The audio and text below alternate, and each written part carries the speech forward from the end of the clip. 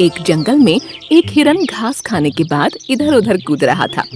वो बड़ा सिरफिरा था, कभी पूरब में दौड़ता, कभी पश्चिम में, कभी उत्तर में जाता और कभी दक्षिण में छलांग लगाता चला जाता। उसे एक खरगोश ने देखा और समझाया, हिरन भैया जरा संभल कर कूदो, जंगल का इलाका है, कुछ भी हो सकता है। खरगोश भैया अपनी तो चाल निराली है, अपनी छलांग मतवाली है। इस जंगल का चप्पा चप्पा मेरे कदमों की आहट पहचानता है। तुम समझे कि नहीं समझे? मुझे लगता है तुम ज्यादा ही समझदार हो, तुम्हें अब समझाना मेरी ना समझी होगी। इतना कहकर खरगोश वहाँ से खिसक गया और हिरण महाराज की उछल कूद जारी ही रही। वो एक बार जोर से दौड़ा और दौड़ता ही चला गया। अचानक सामने पत्तियों के ढेर के पीछे एक गड्ढा आ गया। वो रुकते रुकते फिसल गया और गड्ढे में गिर गया। गड्ढा बड़ा था, इसलिए हिरण ज्यादा डर गया। वो बाहर आने के लिए कूदने लगा, लेकिन आ नहीं पाया। उसके बाद उसने मदद के लिए गुहार लगाना शुरू कर दिया। बचाओ बचाओ, मैं गड्ढे में गिर गया हूँ, निकल नहीं पा रहा हूँ, निकाल लो भाई, इस गरीब की पुकार सुन लो। उस गड्ढे से कुछ दूरी पर एक बंदर आ रहा था। उसके कानों में आवाज पड़ी तो वो चारों तरफ देखने लगा। उसकी समझ में नहीं आ रहा था कि आवाज आ कहाँ से रही है।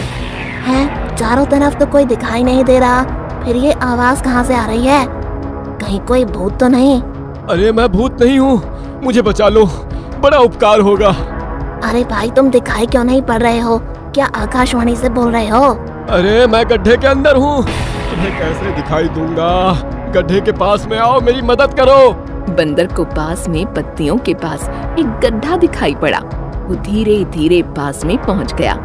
अंदर देखा तो हिरन महाराज मदद की विनती कर रहे थे। अरे हिरन भाई, तुम गड्ढे के अंदर कैसे पहुँच गए? भैया नासमझी के कारण बहुत बड़ा धोखा खा गया। अब तो मैं अंदर हूँ, सही ढंग से बता नहीं सकता। खरगोश ने समझाया था, मैं नहीं समझ पाया था और गोता खा गया। मैं तो तुम्हें निकाल नहीं पाऊंगा, अगर कोशिश करूंगा तो खुद ही गिर जाऊंगा। अब तो तुम्हें हिम्मत दिखानी होगी, ऊंची छलांग लगानी होगी। बहुत सारे जानवर वहाँ इकट्ठा हो गए। हर कोई नई नई तरकीब सोच रहा था। खरगोश ने एक तरीका निकाला। हिरन भाई, हम लोग तो तुम्हें निकाल नहीं पाएंगे, कुछ देर बाद यहाँ से चले जाएंगे।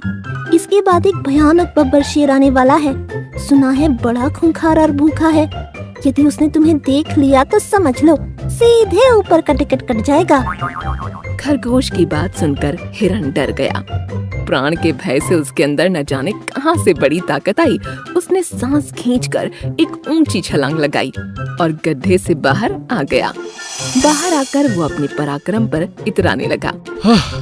ये पैंतरा मेरा पुराना है, कभी कभी आजमाता हूँ और लंबी छलांग लगाता हूँ। वो सबके सामने अपनी बड़ाई हाँक रहा था। उसी समय सियार ने प्रश्न किया, अरे हिरन भाई, तुम्हारी नजर तो बड़ी तेज है, इतना बड़ा गड्ढा तुम्हें दिखाई नहीं दिया? क्या गड्ढे ने तुम्हें अंदर खींच लिया? अम्मा यार सच सच बताओ, तुम गिरे कैसे? सियार के प्रश्न पर हिरण खुश हो गया। सियार भाई, तुमने अच्छा प्रश्न किया है, मेरा दिल जीत लिया है।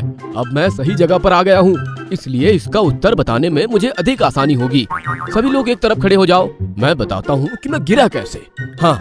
हिरण पीछे आया और जोर से दौड़ते हुए उसी गड्ढे में कूद गया। इसी तरह मैं गड्ढे में गिर गया था। उसकी इस हरकत से सभी हैरान रह गए। अरे भोंदू, तुमने ये क्या कर दिया? अपने आप को फिर से गिरा लिया। खरगोश भाई, तुम नहीं समझोगे, ये अपना अंदाज है। अभी फिर से छलांग लगाऊंगा और बाहर निकल आऊंगा। ये कहकर हिरण ने ऊंची छलांग लगाई, लेकिन बाहर नहीं निकल पाया। 2-3 बार उसने कोशिश की, लेकिन सफल नहीं हुआ। ये हिरन दिमाग से पैदल है, भला कोई गड्ढे में फिर से गिरने का प्रयोग करता है। बार बच गया, फिर अपने ही मूर्खता से फंस गया। अब तो लगता है यह गड्ढे में ही रह जाएगा। नहीं नहीं, मैं गड्ढे में रहा तो शेर मुझे खा जाएगा। मुझे बचा लो यारो। बड़ी देर तक तमाशा चलता रहा। हिरण कूद कूद कर फिर से गड्ढे में फिसलता रहा। इसके बाद बड़ा जिराफ वहाँ आया और उसने गर्दन को झुकाया। फिर इसके बाद हिरण को बाहर निकाल लिया गया। गड्ढे में गिरने के प्रयोग की मूर्खता दोबारा मत करना, वरना अंदर ही रह जाओगे। इस तरह से मूर्ख हिरण की जान बचाई गई और उसे सब जानवरों ने जंगल में भेज दिया।